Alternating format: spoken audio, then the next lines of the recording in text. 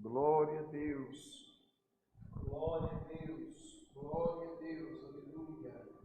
Glória a Deus. Glória a Deus.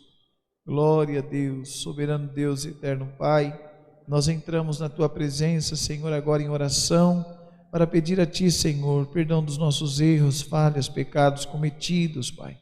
Pedimos a Ti, Senhor, que o Senhor vá de encontro a cada vida, Pai, a cada irmão, irmã, Pai, que, Senhor, também estão de joelhos, outros assentados, deitados, em pé. Senhor, o importante é estar dobrado diante do Senhor, na comunhão, Pai, corpo, alma, mente, espírito, Senhor, voltado ao Senhor agora, Pai.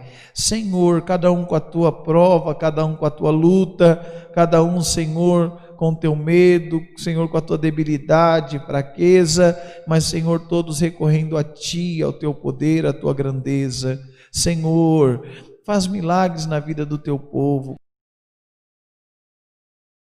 Tem mandado, Senhor, pedidos de oração, tem mandado, Senhor, a Tua causa, tem mandado, Senhor, o Teu clamor, Senhor, pelo chat, Senhor, pelos comentários, tem clamado, Senhor, e pedido a Ti socorro, Pai. Socorre a Tua igreja por amor do Teu nome, socorre o Teu povo, Pai. Tu és o Deus que abre porta, Pai. Tu és o Deus que cura, Tu és o Deus que liberta, Tu és o Deus que traz paz, Deus que restaura lares, casamento. Senhor, Tu és o Deus de salvação, Pai. Completa a Tua obra nesta vida, nesta casa, sobre essa família, Senhor. Senhor, abençoa este culto, toma a direção de tudo que aqui acontecer, tudo seja guiado pelo Teu doce e glorioso Espírito.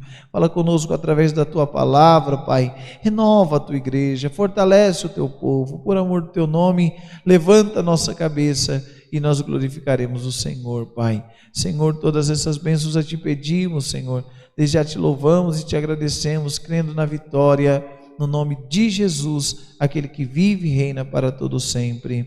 Amém. Glória a Deus. Glória a Deus. Glória a Deus. Deus seja louvado. Amém. Glória a Deus. Glória a Jesus. Aleluia. Glória a Deus. Nós iremos cantar mais um